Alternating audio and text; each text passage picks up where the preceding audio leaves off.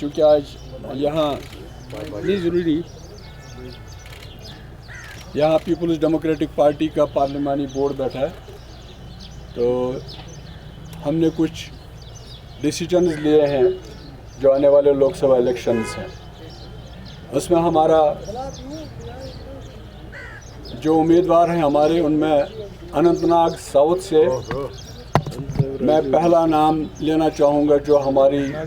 Candidate ہوگا Anant Nag Rajouri set سے۔ ہم نے گزارش کی ہے اور وہ گزارش ایکسیپٹ بھی ہوئی ہے، ہم اننت ناگ راجوری سیٹ سے اپنی صدر محبوبہ مفتی کو الیکشن لڑانا چاہتے ہیں۔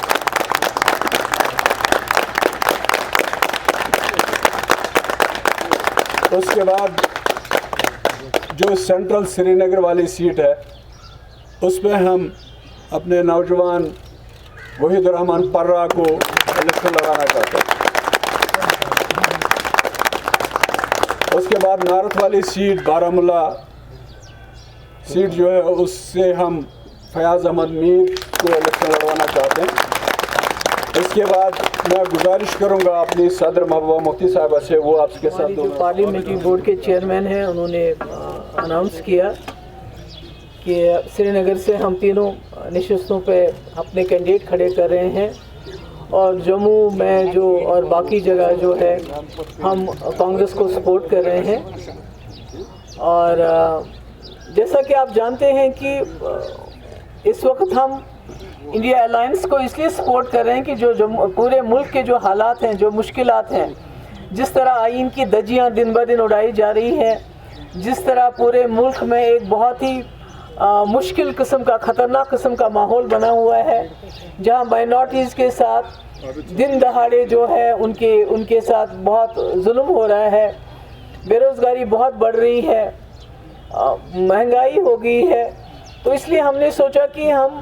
اس پارٹی کو، اس الائنس کو ساتھ دیں گے جو جموں کشمیر کے جو ہمارے حالات ہیں اس کو بھی مد نظر رکھ کے آگے چل کے جو ہے صحیح فیصلے لے سکے۔ تو یہاں بھی ہم نے کوشش کی تھی، جیسا کہ آپ سب لوگ جانتے ہیں، میری دلی خواہش تھی کہ ہم یہاں مل جل کے چلیں، اور اس کے لیے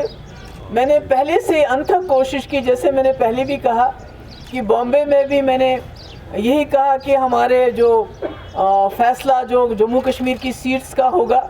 وہ فاروق صاحب کریں گے، اور ہمیں ان کے فیصلے سے گلہ نہیں ہے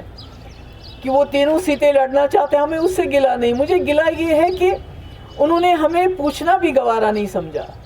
ہماری رائے لینا بھی گوارا نہیں سمجھا، اور بجائے اس کے کہ ہمیں بلا کے اپنی جگہ یہ فیصلہ سناتے، پبلکلی اس کو اناؤنس کیا، جس کی وجہ سے ہمارے لیے کوئی راستہ نہیں بچا، کیونکہ ہمارا ورکر بہت ہی زیادہ مایوس اور ڈیمورلائز ہو گیا جب اس کو یہ بتایا گیا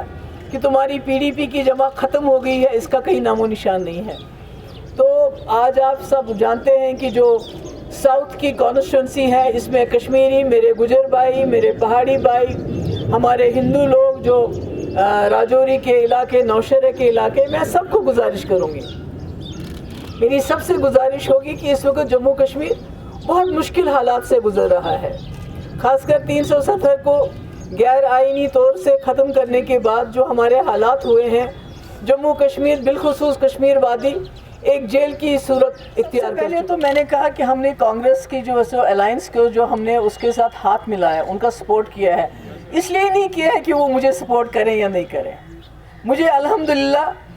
اپنے لوگوں کے اوپر بھروسہ ہے، ان کے سپورٹ کے اوپر بھروسہ ہے، وہ کس کو۔ اور دوسرا، میں تو اس وقت آپ کے ذریعے، چاہے نیشنل کانفرنس کے میرے لوگ ہوں، چاہے کانگریس کے میرے لوگ ہوں، پی ڈی پی کے تو میرا ورکر میرے ساتھ ہے، میں ان سے بھی گزارش کروں گی، اپیل کروں گی، اس وقت جموں کشمیر بہت مشکل حالات سے گزر رہا ہے،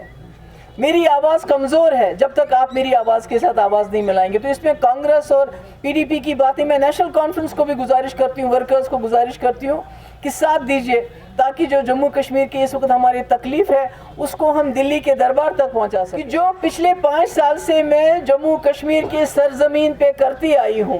یہاں کے لوگوں کی آواز بنی ہوں، جب یہاں کے ٹرائبلز کو گھروں سے نکالا، یہاں کے لوگوں کو زمینوں سے باہر نکالا، تو محبوبہ مفتی دلی پہنچ گئی، پارلیمنٹ کے اندر نہیں تھی پر پارلیمنٹ کے باہر میں نے دھرنا دیا، اس لیے ہمارا سب سے بڑا منشور کہ میری آواز کو مضبوط کریں تاکہ ہم پی ڈی پی کی آواز پارلیمنٹ میں 19 کے بعد میں نے تو